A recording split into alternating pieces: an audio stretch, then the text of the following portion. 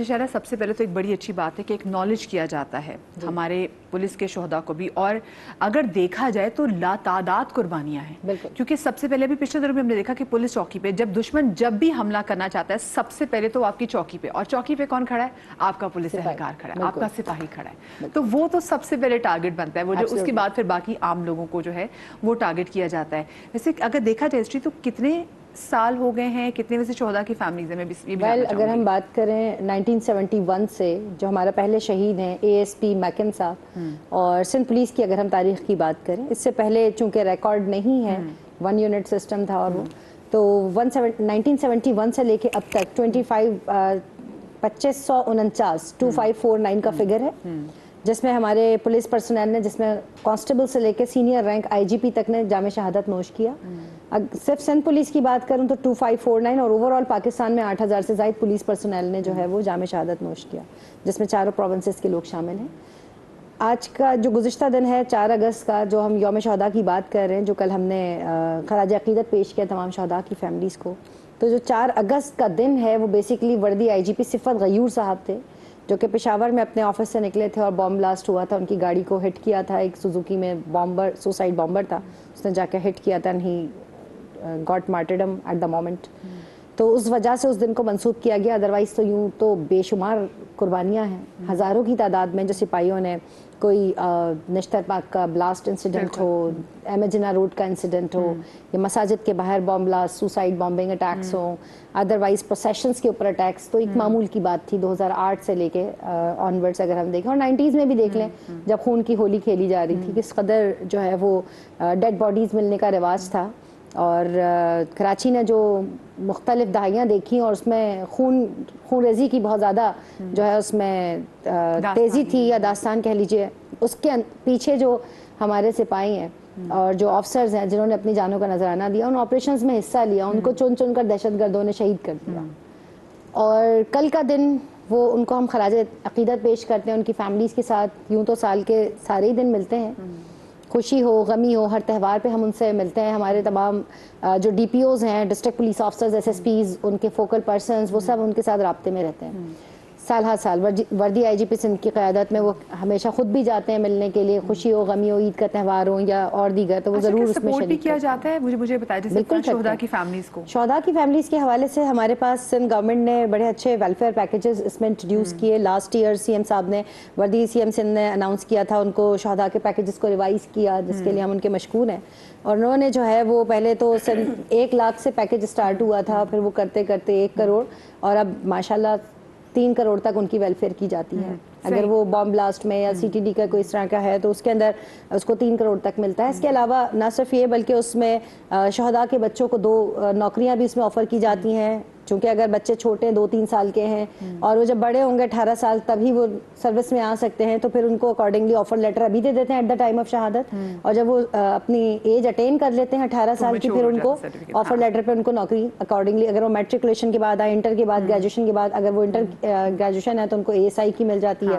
Otherwise وہ سی S S کرنا چاہیں تو یہ ان کے لیے ایک اچھا آپشن ہے، اور پورے کنٹری کے اندر ٹاپ یونیورسٹیز کے اندر ان کو جو ہے فیسیلیٹیٹ کرتے ہیں، ان کی فلی فنڈیڈ اسکالرشپس ان کی گورنمنٹ بیئر کرتی ہے، تو یہ تمام چیزیں ہم کرتے ہیں۔ تو بڑی اچھی آپ نے بات کی۔ اچھا مجھے آپ کی پریزنس کا یہاں پہ فائدہ اٹھاتے میں یہ بھی پوچھنا چاہوں گی کہ ہم تو آپ کو آپ کو دیکھتے ہیں، اور بہت ساری ہمارے پہ ایس پی آتی، ڈی ایس پی جو بھی آتی خواتین، تو ان کو دیکھ کے دل بہت خوش ہوتا ہے، کیونکہ آف کورس ہمارے ملک میں جو خواتین کی تعداد ہے وہ زیادہ ہے، اور وہ چاہیں گے اگر خدا نہ خاصہ کوئی مسئلہ ایسا ہو اور کسی گھر بھی کوئی ٹریجڈی ہوتی ہے تو وہ کسی خاتون انسپیکٹر سے زیادہ کمفرٹیبل فیل کرتی ہیں۔ آپ لوگ کی تعداد بڑھانے کے بارے میں بات کی گئی ہے کہ مزید آپ لوگوں کی تعداد بڑھائی جائے؟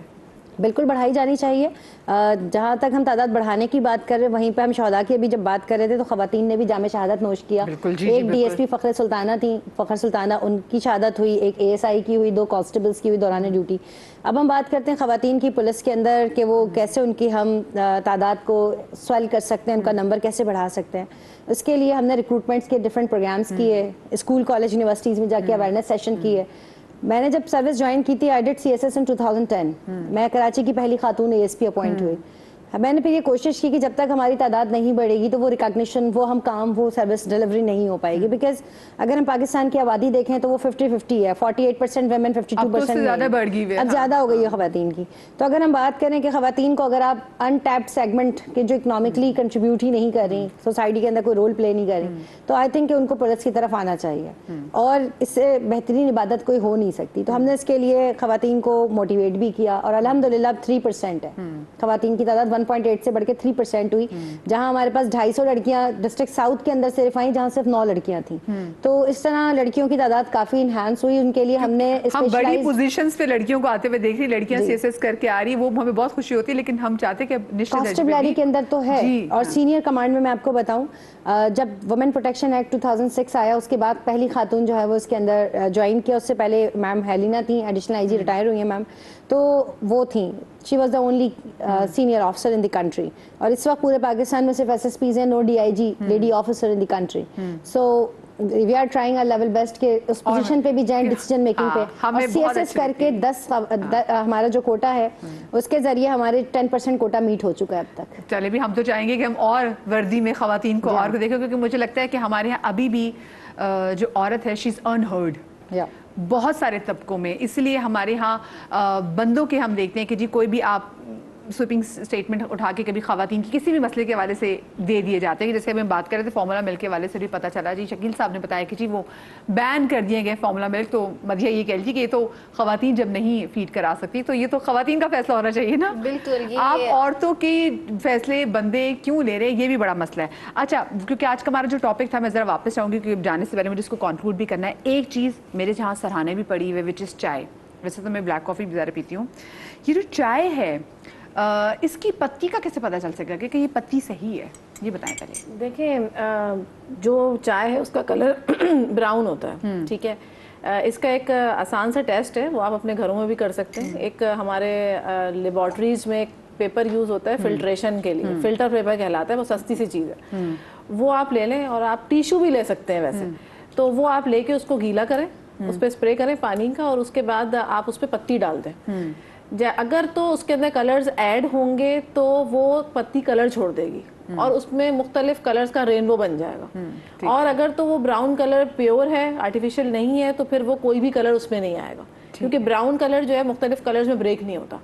تو اگر اوریجنل براؤن کلر ہے تو وہ آئے گا نہیں اس پہ، اور اگر براؤن کلر نہیں ہے تو پھر وہ آپ کے ماشاءاللہ ایک رینبو نظر آئے گی آپ کو جو آپ پی رہے ہوتے ہیں چائے. بڑی ٹیکنیکل بات بتائیے. جی جی بڑی ٹیکنیکل. اور یہ جو مسالے جو ہم خریدتے ہیں، دیکھیں مسالوں کے اندر جو ہے بینگ اے فوڈ ٹیکنالوجسٹ بہت ساری چیزوں کا ہمیں بڑا اندر سے پتہ ہوتا ہے، چاہے وہ فوڈ انڈسٹریز ہوں یا وہ کھلے مسالہ جات ہوں.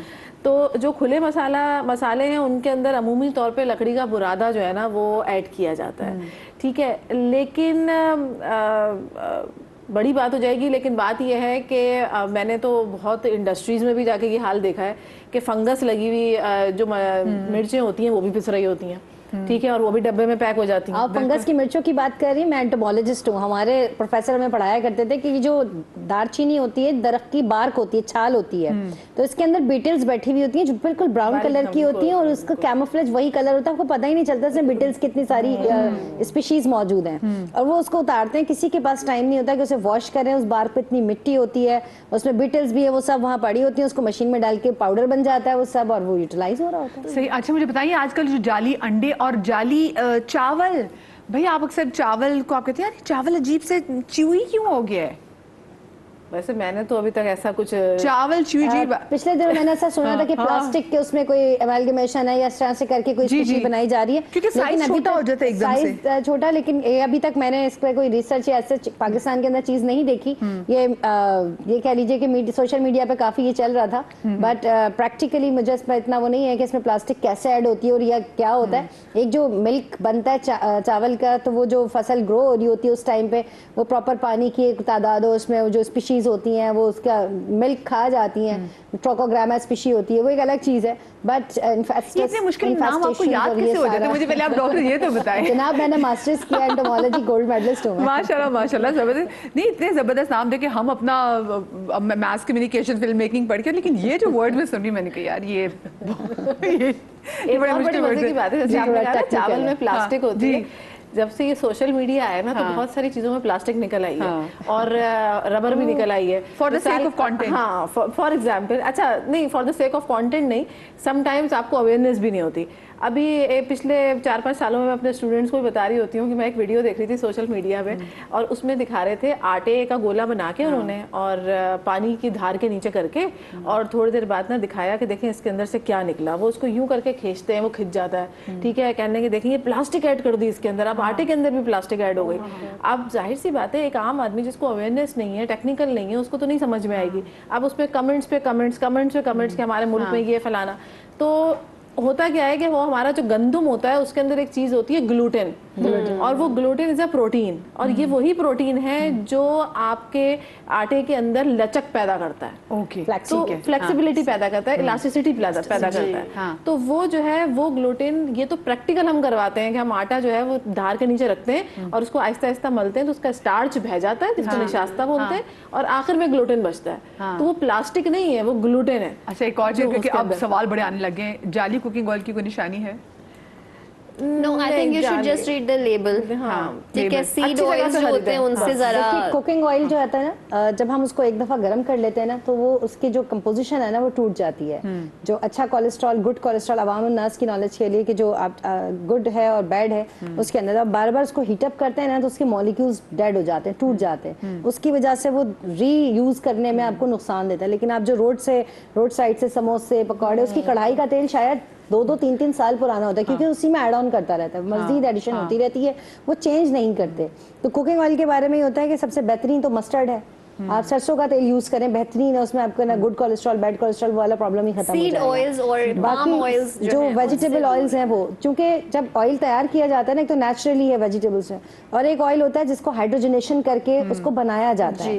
چربی کو, جتنی بیکنگ آئٹمس ہیں, پیسٹریز ہیں, ان کے اندر جو کیکس ہیں, ان میں جو ڈلتا ہے وہ ساری سخت والی چربی ہوتی ہے, اور اس کو ہائیڈروجنیشن کی جاتی ہے, ایملسیفیکیشن کی جاتی ہے, اس کے اندر وہ ڈال دیتے ہیں ایسینشیل آئلز ڈال دیتے ہیں, اور اس کی خوشبو سے ہم بہت متاثر ہوتے ہیں. بڑی اچھی بیکری سے چیزیں منگوا کے سامنے رکھی کہ اچھی بیکری فریش بنتا ہے, اور ابھی ڈاکٹر زبالہ نے کہہ دیا کہ نہیں جی جن کی باتیں کر رہی ہے نا, کیونکہ سنتھیٹک فلاور ہے, میدا ہے, شوگر ہے. چلیں بھائی, اب میں جو شو کا کنکلوڈ ایسے ہی کروں گی کہ دیکھیں آپ جب بھی کوئی چیز خریدتے ہیں تو آپ پیچھے ضرور پڑھیے کہ اس میں کیا کچھ لکھا ہوا ہے, کیا کیا چیزیں آپ کو چاہیے. آج کے شو میں نے کوشش کی کہ کافی چیزیں ہم کور کریں, لیکن کیونکہ ملاوٹ اس حد تک بڑھ چکی ہوئی کہ کیا میں مسالے کی بات کروں, کیا میں دودھ کی بات کروں, کیا میں انڈے کی بات کروں, کیا میں گوشت کی بات کروں, انسانوں تک میں ملاوٹ آ گئی ہے. تو خیر دیکھا ضرور کریں, اور پھر ایک اور حل, دعا کریں کہ اللہ پاک جو بھی میری چیز سامنے آئے وہ خالص ہی آئے. اس طرح یہ دعا سے کام چل سکتا ہے نا, بسم اللہ پڑھ لیں, بس بسم اللہ, ہاں بسم اللہ پڑھ لیں, یہ بھی اچھا ہے, بسم اللہ پڑھ لیں. اور باقی بسم اللہ کی اپنی برکت بھی. آپ تینوں خواتین کا بہت شکریہ. اللہ پاک آپ کو بہت خوش رکھے, شاد رہیے, آباد رہیے, اللہ پاک آپ کو اولاد کے غم سے محفوظ رکھے. زندگی رہی تو کل ملیں گے. اللہ حافظ.